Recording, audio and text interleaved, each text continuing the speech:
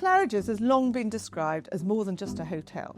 It's a world within a world where every detail tells a story.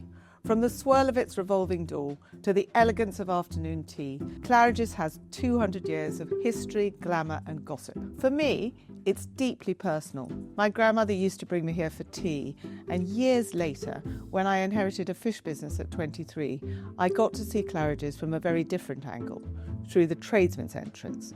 It wasn't as glamorous, but it gave me a whole new appreciation for the people and the details that make Claridge's so unique. I've captured that magic in 7 charms, and in this episode I'll be talking through them with archivist Kate Hudson to uncover more of Claridge's remarkable story. Kate, so lovely to be here. Thank you so much. It's lovely to be here too. I'm really excited to discover so much about this absolutely iconic London landmark. Oh, great. So I always love talking about Claridge's. Shall we start with kind of, the first... well, I think the most important charm, because it's the revolving door, which is so, in my view, totally iconic to Claridge's. I mean, I remember coming with my grandmother for tea and just going through that door was kind of, you entered magic territory. Yeah, there is a sense you step through, you come through the revolving door and you're in this sort of shimmering wonderland of sort of marble and mirrors and diffused lighting, and it's so Art Deco. That part of the hotel is so representative of our Art Deco heritage. But yeah, it is very special. And the revolving door itself actually resembles a jousting tent. Oh, of course it does. Yeah, and that actually is. I always when I do tours of the hotel, I explain that this is the centenary of Art Deco. 2025 is the centenary of Art Deco. So we've been doing tours talking about all the really sort of specific Art Deco details. And I don't know whether you've read Nancy Mitford. I'm kind of assuming you're a Nancy Mitford girl. I have, but a while ago. Yeah, so in The Pursuit of Love, Linda Radlett runs away to Paris, and she has her lover, and he sets her up in an apartment, and her family friend, Lord Merlin, and her Uncle Davy come to Paris to bring her back. And they walk into her apartment, and they literally say, "I bet you have a bathtub made of glass with goldfish swimming inside it." And she's like, "You've cheated, you've looked," very sulky. And they're like, "No, it's just, that is Art Deco. It is always a sort of a touch of, just madness, really. It's just sort of very joyful, light-hearted, and that is our jousting tent." That's so interesting. I mean, I describe how I've made this charm, because I really love all my charms to be as perfect in miniature as they possibly can be. And so this particular charm is made of 18 karat gold. It's got black and gold to emphasize and pick out the kind of the door frames, that very deco door frame. It's got diamonds around the top of the door, and black diamonds to emulate the kind of the top of the jousting tent, which I hadn't actually realised that's what it was. So it's so interesting. But the most important bit about this charm is that these doors really do spin and they revolve exactly. Yeah. So I hope what it really emulates is that the memory of your first entrance into Claridge's. Absolutely. And even now, I still don't want to go through the side doors. I always want to go through the door. Door. Yeah. And I think also there's almost a sense, it's almost like sort of that magical doorway, isn't it? You come through and you leave all your quotidian worries behind you, and you're in a different world.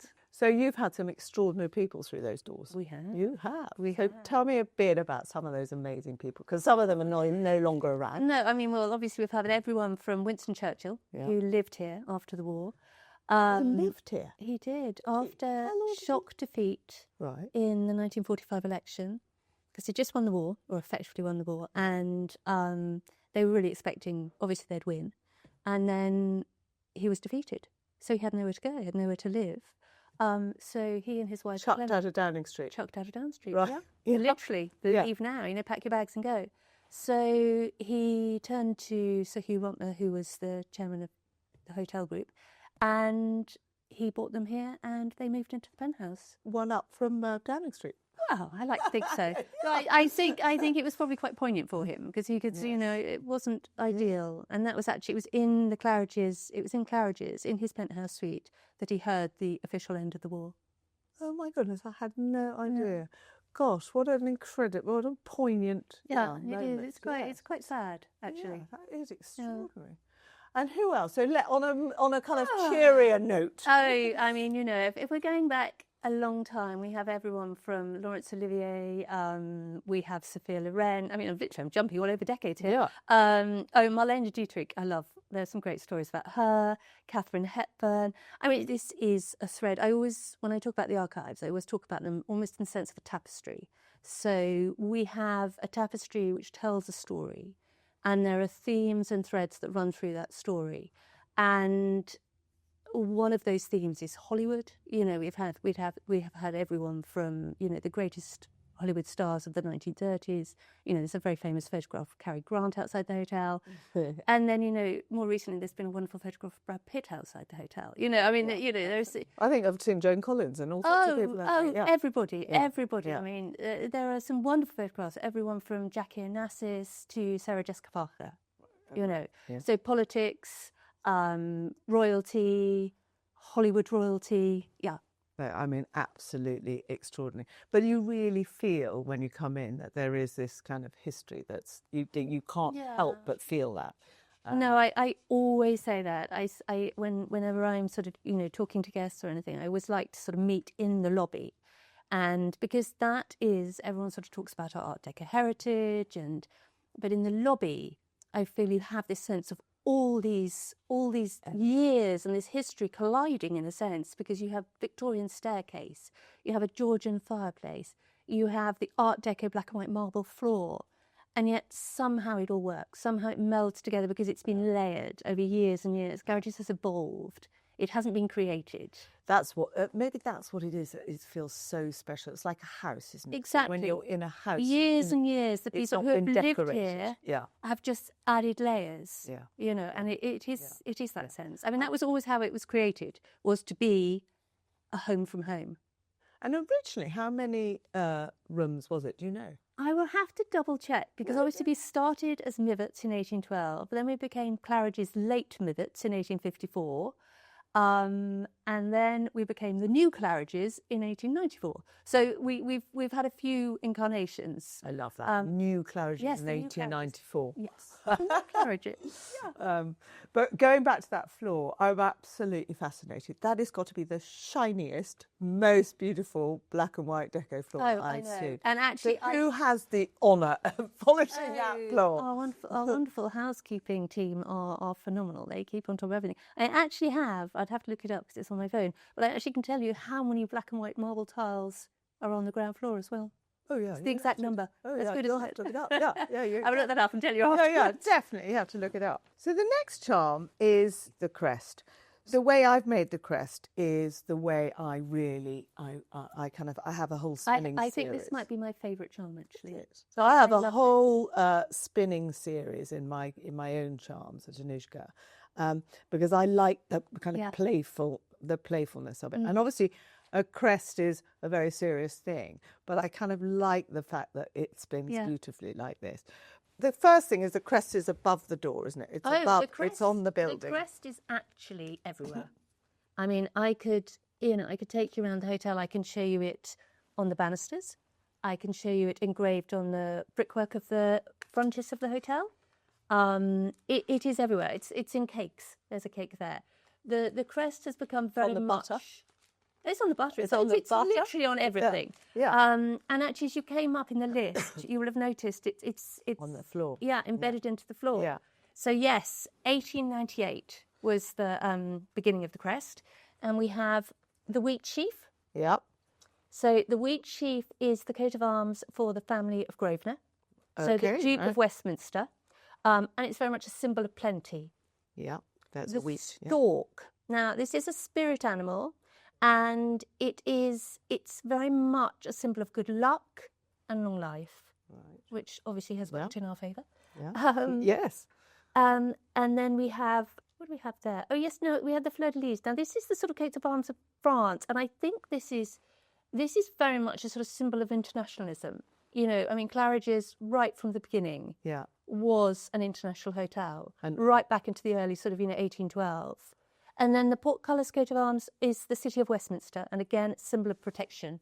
And then obviously the crown is, the royal links to the hotel. The detail that we've actually got in this charm is pretty extraordinary, actually. No, I love and that. All of those. So that's interesting. But it's interesting that it has its own crest, because it's unusual, isn't it, for a hotel to have a crest? I think when the hotel became the new Claridge's, so it was bought by the D'Oyly Carts in 1894 and reopened. So it was razed to the ground, the original building, because it was a real sort of rabbit warren of rooms, and D'Oyly Cart, you're thinking of the theatre group, Savoy Theatre Group, and he had travelled all over Europe, all over America, and he knew the grand hotel was the way forward.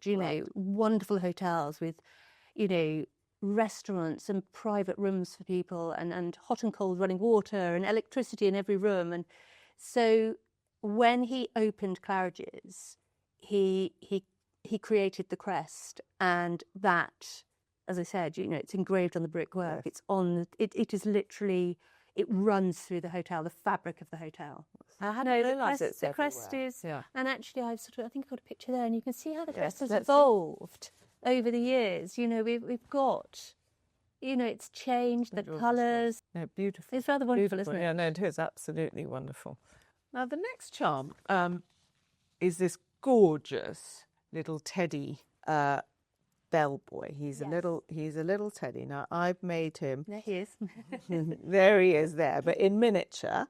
He's here, and he is made of 18-karat gold, black and rhodium to represent his uniform. You can see, and then he's got diamond buttons, and his arms and legs move.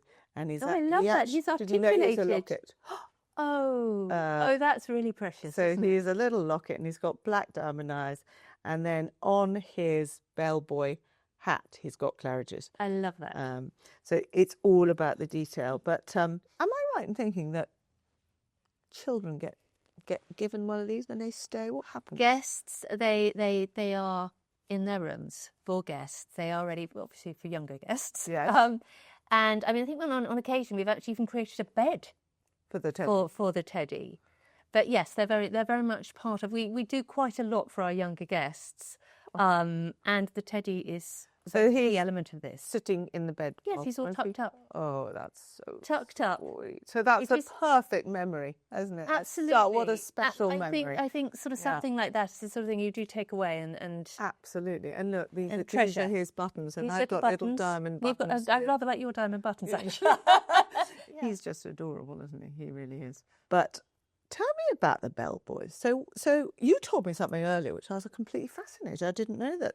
You explain. No, well, it's interesting because obviously the bellboy teddy, he's very much he's for our younger guests. I mean, he's very, our teddy bear is available to buy, and I was sort of thinking about him, and I was talking to our head concierge, and sort of saying, because I know how important, obviously, the concierge department is to the hotel, because we have the doorman, we have the pages, we have the luggage porters, we have this real little sort of, world within a world. Yeah, I mean, you gloss over that quite quickly, but I bet you most people don't know that you have all of those different people. It is extraordinary because you have so the pages, and I'm going to say, obviously, we don't use the word page boy, and we don't use the word bellhop, and we don't use the word bellboy anymore. Bellboy teddy is slightly different. Yes. But, the terminology has obviously evolved and changed. So the pages, and they can be men or women,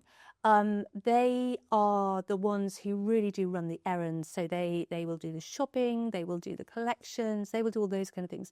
Then the luggage porters, and that really is the bellboy as was, yes. Yes, yeah. So they are the ones who are responsible for ensuring that the luggage gets to and from the guests' rooms. And that can be, I mean, that sounds incredibly simple, but if you've got a sort of changeover of maybe 100 arrivals and then 100 departures, and you've got to ensure all that luggage is correctly manoeuvred. Yeah, to the right room. So, yes, and then we have luggage supervisors, and then we have the doormen, who are the wonderful gentlemen who open the doors when you arrive, and they are glorious because I mean, quite a few of those have been here for a very, very long Yeah, time. so tell me about that. Because I mean, I've been coming here since I was very, very little, and because we literally have a shop opposite, I know them quite well. But They're wonderful, aren't they? They're absolutely. I know, they are so. I have to say, in terms of looking after the archive, it's actually probably this department, the concierge, the doorman. They are the ones who have the best stories to tell. And they nearly tell you the story, but they don't quite tell you the story. It's very annoying.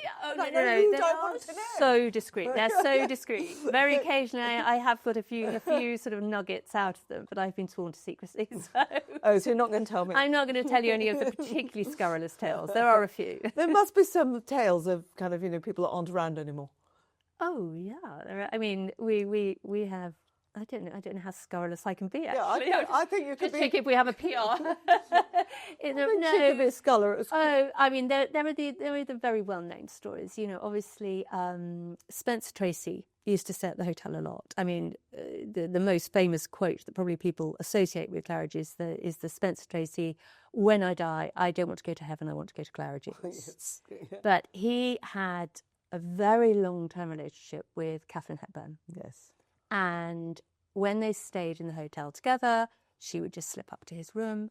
And one day, this is in his biography, the hotel manager said, "Sir, could I have a word?" And you thought, "Oh, heavens, they're going to do, say she can't, And they said, no, nothing to do with that. But if you could possibly ask her if she could wear a skirt."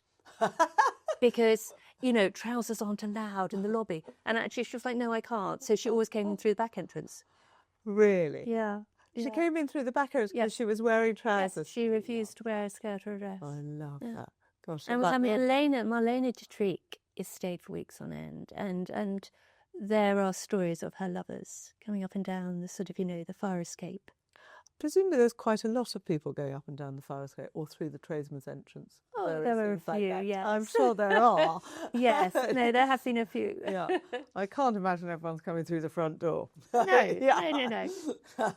Actually, the luggage. So the luggage thing is, I mean, actually, you don't really think about hundreds of pieces of luggage. No.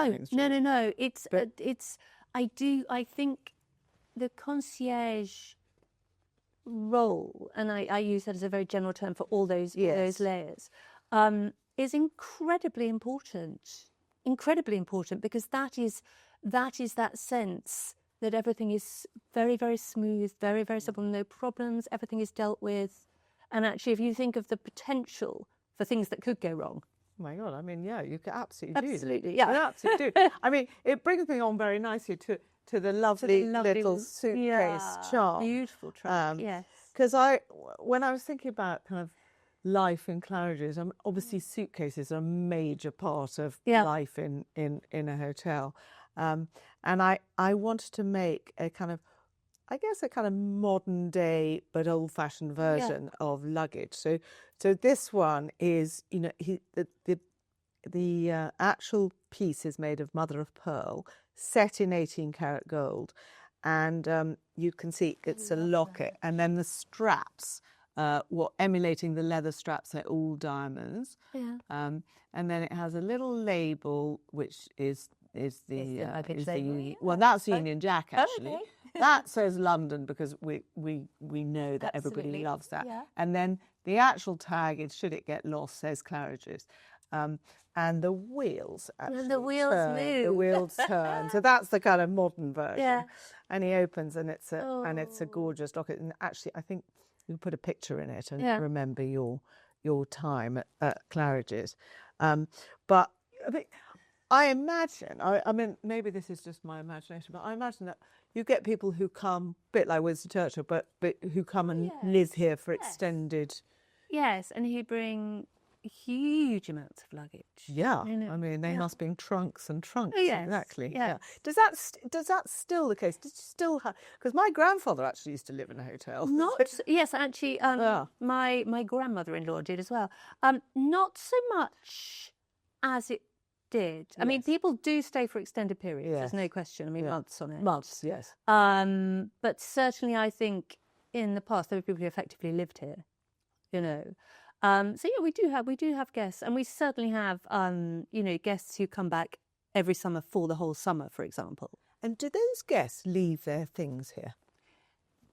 Out of To interest. a point, yes. Yes. Yes. So Yes, there are some elements that are kept for them. Yeah. Yeah, I'm sure, because presumably they Yes. live in a hot country. Yeah. They want to leave all their Yeah.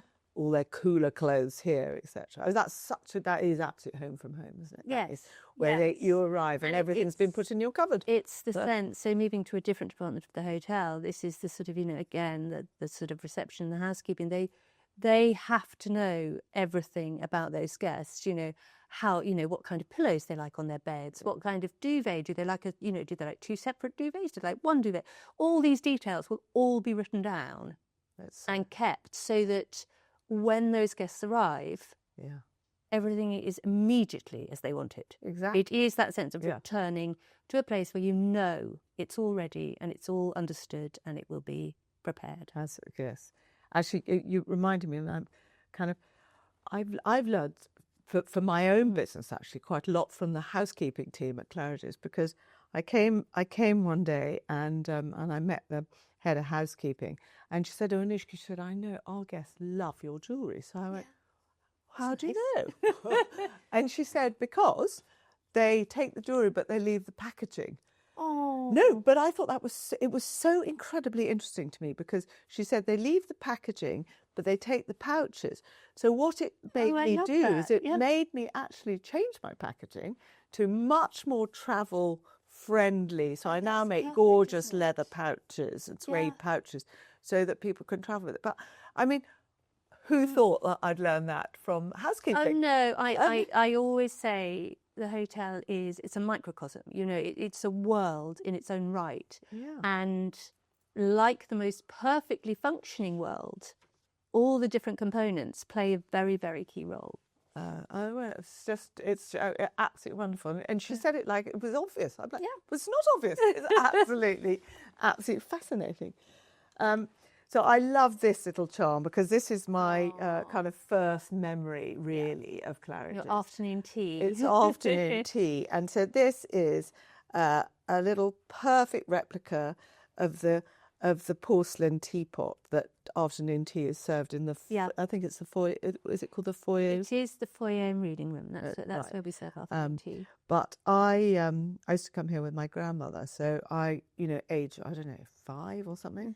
So this little teapot really takes me back down memory lane, which is exactly what charms should do. So it's 18 karat gold. And it's got green savorites are the stripes, because that's what the teapot is. Yes. And then it's got little tiny diamonds in the top and in the bail. But most importantly is the lid open, so you can actually pour your tea.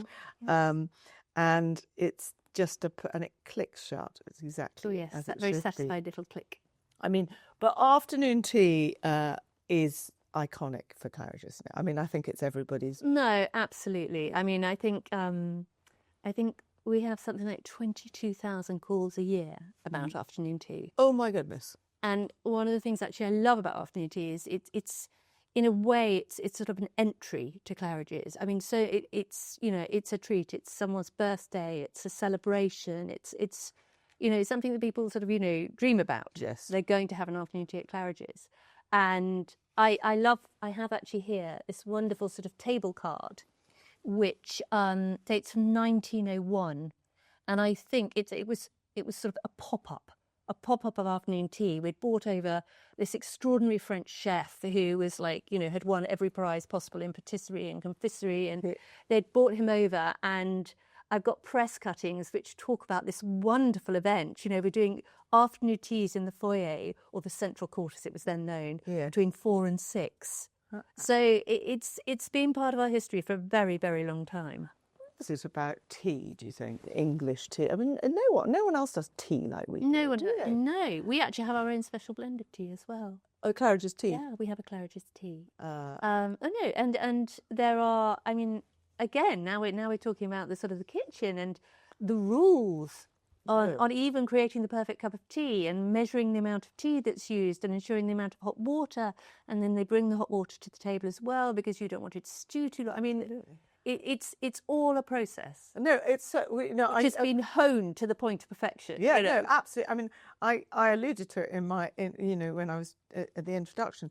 But when I had my fish business, I used to deliver fish fish straight from the boat to the kitchen, and I used to have to wait whilst the chefs took the temperature of each individual fish in the gills to make sure that it was, abiding by whatever So I sit there terrified that one of them was going to fail, but it really gave me an understanding of the process and the thoroughness of everything that goes on here. So it is a very exacting process because we strive for perfection. I mean, and I will always say strive because perfection is almost impossible. But it's working out how to achieve the best possible experience for our guests. Yes, I mean, I mean, absolutely. But I know that, I mean, I host quite a lot of lunches and inspirational women's lunches and things for my clients. And whenever I come into the foyer restaurant, I'm always like, who am I going to bump into today? Or who is going to be lurking in the corner quietly? I love sitting in the foyer because the people watching. Absolutely. Joyful. And also, I think it's really interesting that you don't see people really in jeans and whatever. People dress up. They still dress up to come here. And I think that's very unusual because actually we've become such a casual society. We have. I mean, I would definitely say we don't have a dress code anymore. We used to, obviously. Yeah. We don't have a dress code anymore, and there's, you really can wear whatever you want. But I would say for the majority of our guests, there is a sense of it's a special moment to be at Claridge's, so you want to be sort of a type. No, it is. It's really but I think you're probably very used to it. But actually, if you go around lots of other hotels, they aren't dressed with the same kind of. It's just such a lovely place to be. So, Kate, give us a little bit of a insight. So, who could you see in the lobby at any moment? Well, I mean, we have. I don't really like talking about our guests. As a rule, we don't. But I mean, there are some who are obviously, very much associated with Claridge's. Everyone. We've got some wonderful imagery of sort of, Sarah Jessica Parker here, and glorious photos. I mean, actually, Diane van Furstenberg's a really good example because she is a very long-standing friend of Claridge's. She's been a regular guest. She's created a suite for the hotel. Has she? Yes, she has. And she's also designed one of our Christmas trees. The iconic Christmas tree. The iconic Christmas trees. Yes. So this is a tradition. I mean, this is quite interesting because actually, in Claridge's history, this is relatively new. The design of Christmas tree has actually only been, this is our 16th year. Okay. But there are always people who are friends of the hotel, people who have always stayed at the hotel, have a love of the hotel. So everyone from Sir Paul Smith. I mean, he did the Christmas tree last year. And we had this glorious him cycling on a bicycle, cycling through the lobby. I love. Sort of which just encapsulates the sort of slightly eccentric but incredibly English, wonderful style. Yes. So yeah, we have any number of glorious people. I think it's interesting because for people listening that perhaps haven't been here at Christmas, it is an absolutely wonderful thing to do. It's an enormous Christmas tree that I think goes up how many? It sits in the corner of the lobby, so by Claridge's bar, so it can literally sort of go right the way up to the first floor.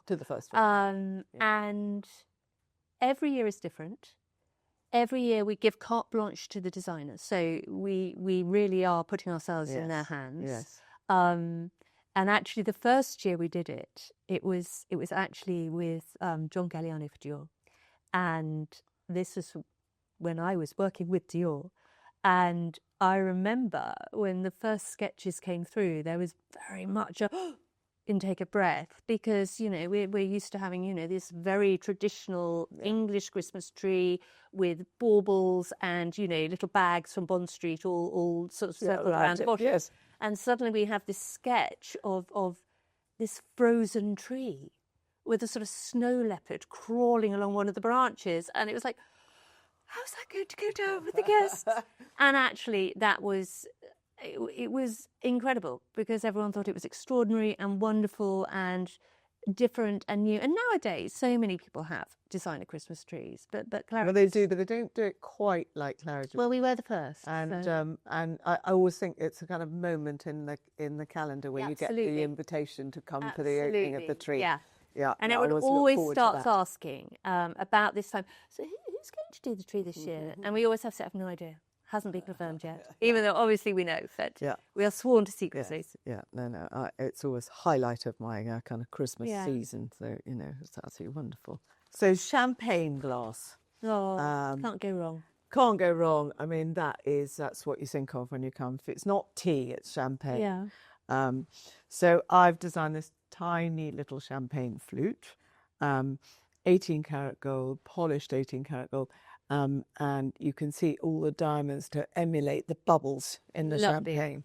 I think it's got 74 diamonds in it, but it's just adorable. But in terms of, I always wonder, has anyone actually filled a bath with champagne that you know of? Actually, that I don't know. I mean, there was one memorable occasion, and I'm not going to be allowed to tell you who it was, but the hotel was drunk dry of champagne once. And in living memory. Really? Yeah. There was dry of champagne. Okay, so how many bottles is that? I cannot even begin to. Well, it must be hundreds and thousands. Yeah. Because also we knew the party was going on. It wasn't as though we weren't prepared. It wasn't as though we hadn't stocked up. So but it was it was a very, very successful party. So the hotel was drunk dry, which is quite a feat in itself. Yeah. I think we served something like, I think it's 35 glasses of champagne per year. I mean, it's just 35 glasses of champagne. No, might be bottled. Yeah, it's a lot of champagne. No, hold on. You said 35 glasses. 1,000. Did I not say 35,000? You missed the 1,000 bit. Oh, well, that would be very sad, wouldn't it? I mean, I think I drink 35 glasses of champagne a year. I think surely it must be more than that. Yeah, 35,000 glasses of champagne. I mean, that could just be the fumoir, though. I need to double check. I do know. Oh, the fumoir's so beautiful. And actually, flip it back to the teapot. Yes. We have the teapot in aubergine for the fumoir. Oh, yes, I've seen it, actually. Which is absolutely. Yeah, no, it is absolutely. Yeah. But the fumoir is absolutely deco. Well, this is lovely because when I do my Art Deco tour, I always finish in the fumoir because everyone always thinks the fumoir is the absolute epicenter of Claridge's Art Deco style. As did I. And it is. Right. But it isn't. Right. Because we have always had a smoking room. Yes. We had a smoking room, 1898, and the fumoir obviously was the smoking room. Yes. But it actually was created at the end of the 20th century. But it was carved out of what was originally part of the restaurant. So the restaurant was refurbished in 1926, so very much Art Deco. Yeah. With it was the first step in our Art Deco renovations, refurbishments, building work, and the fumoir has been carved out of that area. So you have the original mirrored glass panels, which are signed by the designer, 1926. It's etched into the glass. Wow. You have the original Lalique panel outside the fumoir, which was actually given to the hotel by René Lalique himself, presented to the hotel by René Lalique himself in 1927. You have the Jacques Adnet Dove, which was exhibited at the Paris exhibition in 1925. So it has so many elements of the hotel from 1920s and 1930s that it is incredibly Art Deco. But the space itself actually was created much more recently. Oh, no, that is really interesting. That is really interesting. But I mean, for the person to going in, which is just, that's my favourite place. Well, I think, and also, I mean, our artist in residence, David Downton, it's his office. He always has his office, and it could be midnight or midday there. You can't tell. And you want to know who's in the corner. Yeah. You really want to know who's in the corner. It does have that sort of slightly sort of wonderful, sort of slightly dimmed light connecting. It's Yes. yeah, No, it's a perfect absolutely place for an does. assignation, I would suggest. Good place for a glass of champagne. Perfect place for a glass of Yes, champagne. yes. So the champagne, this little champagne flute, I Yeah. mean, it's all about celebration, and I think there have been some wild celebrations here. And what can you think of any that your favourites? Yeah, no, absolutely. What I love within the archives is finding almost that sense of, coming full circle. So you have, for example, we had this wonderful party, very much sort of bright young things. It was called the Olympian Ball. We have a wonderful photograph of these 3 society people sort of dressed as fawns, sort of semi-clad, cavorting through the foyer, and actually made the front cover of Tatler in 1935. And these are guests. And these are guests. These are amazing. guests, because dressing up was so important. And then in more recent years, and I can't actually remember the actual date, but, we had Kate Moss celebrated her 30th birthday here with a themed party, and the theme was The Beautiful and the Damned, which is, of course, F. Scott Fitzgerald. Oh, of course, yeah. Very, very much synonymous with that period. Yeah. Yeah. He actually visited the hotel too. He stayed at the hotel. And I think She wasn't the one that you ran out of champagne just after. No, actually she Just wasn't. checking. It was a very different kind of guest, not necessarily who you'd expect. Right. Anyway, that is all I'm saying. Fascinating. But no, so we have had some glory. I mean, very, very recently we celebrated Erin O'Connor's 30 years in fashion. And that was a wonderful, and again, you can imagine we had some incredible outfits, turning up. Beautiful, Did she do extraordinary. deco? Did she? No, she didn't do deco, but we had some extraordinary guests who, when you occasionally walk in and think, I am a different species. Yes. Sadly, I am a Yes, different species. sadly, yeah. Naomi Campbell looking glorious. It was just... So, yeah, we've had so many... I mean, June Collins' weddings... Wedding, sorry. No, we have had some wonderful celebrations here. Oh, and I bet actually, you have. Going back to the Christmas tree, I mean, that is always... An annual party, which is one of the most sought-after invitations in London. Yes, I know. I'm as I said, absolutely. I mean, I get phone calls saying, "Any chance I could come?" And I'm thinking, "Good Lord, no, good Lord, no." They have a wait list for that. So now, this is one of my absolute favourite charms, and it's the little Deborah. And now I've made him in 18-karat gold, white gold. All the texture that you can see on is to represent the stripes. He has a black diamond saddle. He has 18-karat gold little. So pretty, you can see the love- stirrups oh, look, move. The stirrups move. His tail. Have you seen that? His tail moves. It's a little swishy tail. Yeah, it's a swishy tail, and he's got some little black diamonds in his mane. Oh, he is beautiful. But the most important thing about it is he does rock. He rocks on his look. He rocks. The intricacy of these charms is actually quite extraordinary. They are exquisite. Well, I really, for me, that's quite key. It's absolutely key that they should be like that. But does he have a name? Do you know that? It's very interesting. No, he doesn't. He doesn't have a name, and I don't know why he's never been named. Okay, I'm going to ask you again. Because the doorman did he give him a name? He told me the name. He doesn't have a name. He said his name is Mr. Marvis or Vitz. And the reason, okay, listen, because I said, I'm going to ask Kate all about that. And the reason he's called Mr. Marvitz, apparently, I wasn't sure if it's, is because originally, this is what he told me, there was a row of houses here called Marvitz. Oh, Miverts. Oh, they are Miverts. Mr. Mivert. Okay, thank you. Mr. Mivert. It's Mr. Mivert. He's not. Rubbish. I mean, Okay. But again, funnily enough, I say rubbish. But, I mean, maybe amongst the concierge he is. But it is very interesting because I love the idea of him being Mr. Mivert, actually, because he is probably the most contemporary charm. I mean, he only joined the hotel in 2010.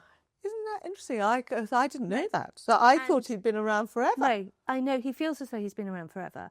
And I think there's something about, so where he's positioned in the hotel, he's the Talking Head Gallery, which is the sort of basically it's the gallery of David Downton's work. So he has drawn and painted so many of our very well-known guests. And the walls are covered in these glorious photographs. You've got the wonderful black and white floor, and then you have the zebra at the end. And it is the most contemporary space, yet sits so perfectly within the hotel. I love that, because it is very contemporary, really. It absolutely is. But can we just go back to the zebra? Yeah. Well, the zebra with no name. The zebra with no name. The no name. So I think that's a problem, actually. I think he should have a name. I think he should have a name too. Yeah. And I did actually, it's funny enough, because I was speaking to Stevenson Brothers, who made our original zebra. Yes. Because he does occasionally have to return and have his saddle mended and just little. Yes. And he did actually originally have a jade green blanket, and now he has a black blanket. So, a few changes for him along his way. But I said to them, does he have a name? And they said, no, he's never been named. Well, I think I feel he should. has come. I think you better ask the doorman. I feel he should. I'm going to have to go and have a chat with him. I think you better ask the... Mivert, indeed. But why was... it's quite random. Why was he commissioned in 2010? He was commissioned in 2010 because we had a sort of, a distillation of our visual identity. I'm not quite sure how to say that without it sounding incredibly, ridiculous. Yeah. A distillation of and we were really focusing on, the black and white and the jade. So all our packaging, and actually, funnily enough, I think that was when we bought in that particular china, the Bernardaud china, for the afternoon tea, and all the glorious packaging you see on our Easter eggs and our Christmas puddings, and the black and white with the jade green. And I think it was decided he just looked so striking and so perfectly in keeping with the setting that he has seamlessly joined our story because he is so popular. Yes. So are children allowed to get on him? Absolutely. Encouraged? Absolutely. Grown-ups encouraged? Sharon Osbourne has definitely been on here. Right. And Mimi Keane, who's not young yet, Mimi Keane, because I know I've got her on, I've seen her on our Instagram posts. On the zebra? Yes, on the Excellent. zebra. And she was in sex education and has done various things. So the zebra, I mean, he does make a great photo. There's no question. He makes a great photo. No, well, the doorman this morning was very proud to I'm going to go to show me. Which doorman was it? Oh, I'm going to show you. Oh, is it the one who took the photo? Yes. Oh, right. Right. So what's his name? I think that's John. I think that's John. John. So, right, we're going to go and have words. Yeah, no, he definitely says he's got a name. No question. I didn't even ask. I didn't even actually offer this. Mr. Mivert, does he indeed? Yeah, so I think you might find there's a whole raft of people that call him that. Yes, you see, but that also, I mean, I can't believe I've managed and the people that have been on him, they might know too. Well, they might know because obviously, if the concierge or anything, and that is part of that team, if they have said, of course, have a quick jump onto Mr. Mivert by all means. Okay, it's been an absolute pleasure to talk to you. I mean, your own scrapbook is absolute work of art. No, I mean, it really is. This I love. I actually think this is my idea of heaven. Because this is just your sort of your little scrapbook about the charms. About the charms. Because I feel so strongly that, that charms are absolutely, and no more so than charms that evoke memories of travel and, extraordinary time spent at Claridge's or in London. And it's just evocative of memories and all of those things that are really important. And these are such happy charms as well. But I think what's really important is, I think you said earlier that you give your goddaughters charm. Yeah. But they will bracelet. But they will talk about each charm that they were given and the memories that those evoke. Yeah. I mean, certainly that's how I became obsessed with charms, because my mother used to give me charms from everywhere she went. Yeah. And so it feels, and for me, coming and doing these Claridge's charms it's full circle for me, because having come to tea with my grandmother aged tiny, and then it's been very much a part of my kind of jewellery journey, because my fish business was how I ever started designing jewellery at all at Links of London. And then here I am at Anushka, and I kind of feel like we've really come full circle in terms of designing 7 lovely charms that are all about life at Claridge's. And they are so, what I love is that sense of a story. Because I always feel as though the hotel is a personality. I think it has a story. It's got a personality and a story behind it. And every single one of those charms is representative either of a special moment or part of its personality. Yeah. And I think it's exquisite. Well, Absolutely exquisite. Well, thank you. And people can come and chat to you, and you'll give them a tour of the. Is that right? Absolutely. I love nothing more. No, absolutely. No, okay, maybe you could start with me. Of course, I would be delighted. And then we can finish up with a glass of champagne. But absolutely. Thank you very, very much. It's my pleasure. Thank you for joining us on My Life in Charms. If today's conversation has inspired you to reflect on your own story, begin your Life in Charms journey at anushka.com or email bespoke@anushka.com. And don't forget to follow or subscribe to hear more extraordinary stories told in jewels.